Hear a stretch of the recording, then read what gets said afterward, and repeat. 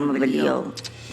Ya ini hukum ini jangan terus semuanya pada bungkem ya. Saya bilang sama beliau. Kira-kira. Pak Mahfud, Sekarang kita bicara. Anda masih akan berani bicara selugas ketika Anda Menko Polhukam, ketika sekarang Anda calon wakil presiden, Pak? Mungkin lebih lugas lagi. Lebih lugas? Kan sudah calon wakil presiden. Kalau begitu saya tanya Pak, putusan MK kemarin. Sangat tidak masuk akal seseorang yang baru 2 tahun, hampir 3 tahun menjadi wali kota, langsung melompat tinggi menjadi calon wakil presiden. Ganjar Mahfud siap lawan Jokowi di Pilpres 2024. Tentu ada masalah etis, tetapi secara formal tidak problematik.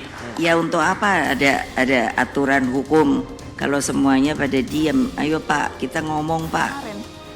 Yang putusan MK kemarin yang memutuskan memberikan pengecualian.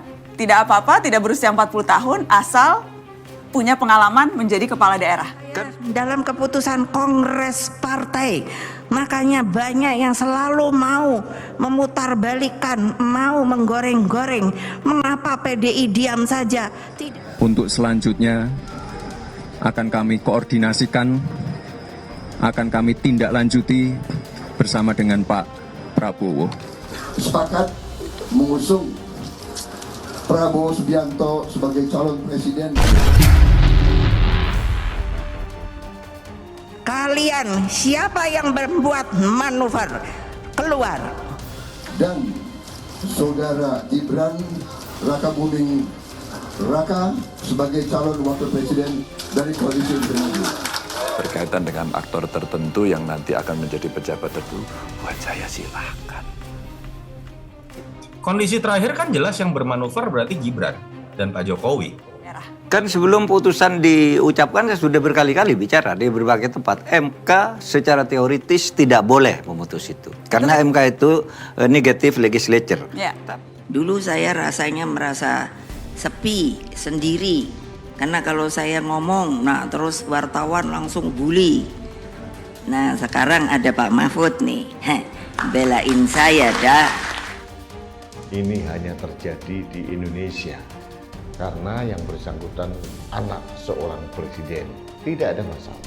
Beberapa orang termasuk tokoh-tokoh PSI di Jawa Tengah mendorong Kaisang Pangarep untuk menjadi gubernur Jawa Tengah. Ya. Tapi begitu itu diputus, ada juga dalilnya bahwa setiap putusan MK Anda suka atau tidak suka, itu mengikat, final.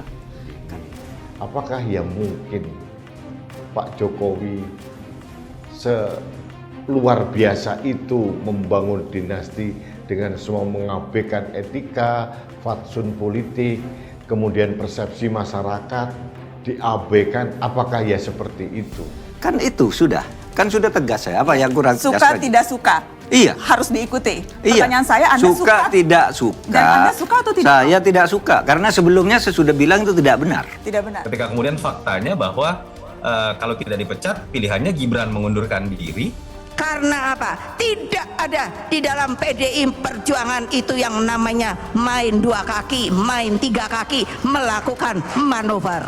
Tadi yang sampaikan maju tak gentar karena ada Ganjar, tidak pernah takut karena ada Pak Mahfud.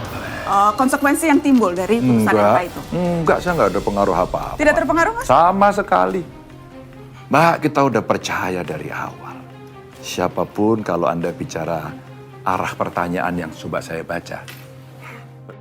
Baca Pres PDIP Ganjar Pranowo dan bakal cawapres Mahfud MD merespon kabar Gibran Rakabuming Raka menjadi bakal cawapres mendampingi Prabowo Subianto dengan mengucapkan selamat bertanding.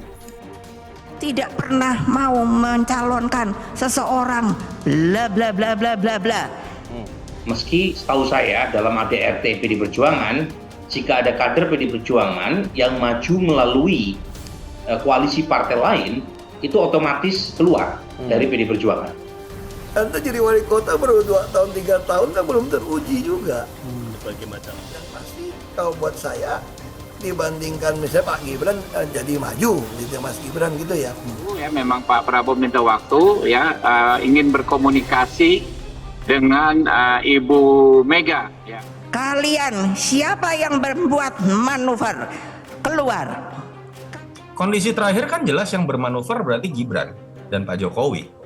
Dipanggil oleh PDI Perjuangan kan dikapitalisasi. Dan kita tahu sebagian masyarakat kita ini senang dengan cerita-cerita terzolimi. Tapi kalau saya lihat, ya saya pilih Ganjar sama Mahfud lah, karena lebih teruji kan. Untuk selanjutnya akan kami koordinasikan, akan kami tindak lanjuti bersama dengan Pak Prabowo. Anda jadi wali kota baru 2 tahun, 3 tahun kan belum teruji juga. Bagaimana? Menjelang pemilu yang akan datang, tentu saja bisa saja kawan menjadi kawan menjadi teman. Beliau selalu katakan, ini urus negara loh, mau jadi presiden loh. Kalau Anda belum lengkap, belum pernah di legislatif, belum siap nggak? Siap nggak untuk kalau berhadapan dengan harus siap. Harus siap. Walaupun usianya masih muda, itu Mas Pak Mahfud.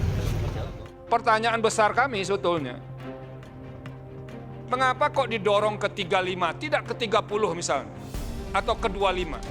Anda belum pernah di eksekutif yang tingkat provinsi, Anda nggak ngerti jadi presiden nanti. Loh, kalau partai kan sudah jelas toh, kalau kamu sudah ke PDI Perjuangan, kalau kamu dicalonkan ke partai lain, ini bukan soal belajar coba-coba loh. Ini negara dipertaruhkan untuk 2045. Ya nggak apa-apa. Iya. Ya kita senyum-senyum. Nah, ini terkait dengan Wapres, biarlah Pak Prabowo yang mengumumkan dan menyimpan siapa calon wakil presiden beliau, imbuhnya. Secara terpisah, Wakil Ketua Tim Pemenangan Nasional atau TPN Ganjar Andika Prakasa merespon Wali Kota Solo yang juga kader PDIP Gibran Rakabuming Raka diusulkan sebagai cawapres Prabowo Subianto. Andika menyebut pihaknya sudah mengantisipasi kemungkinan suara pendukung akan pecah atau justru berbalik mendukung pasangan Ganjar Mahfud MD. Oh iya, ya itu termasuk yang dibicarakan terkait antisipasi. Bukan hanya misalnya internal yang kemungkinan akan pecah, tapi juga kan bisa saja eksternal yang tadinya secara tradisional bukan pendukung sini, bisa saja kemudian jadi pendukung kita, kata Andika. Andika menilai ada kemungkinan suara pendukung terpecah jika hal itu terjadi. Namun dia mengatakan hingga saat ini dinamika politik di tanah air masih berlangsung. Ya itu kan semua itu pasti kalau soal mungkin ya mungkin. Tapi ya nanti kita lihat sejauh mana. Kan dinamika juga berubah juga semuanya, ujar Andika. Jadi bukan hanya misalnya objeknya yang berubah, tapi juga pemain-pemain ini mungkin akan mengalami perubahan. Ya kita lihat nanti deh, sambungnya. Diketahui Gibran Rakabuming Raka diusulkan oleh Partai Golkar sebagai baca pres Prabowo. Usulan itu disampaikan Ketum Partai Golkar Airlangga Hartarto dalam sambutannya.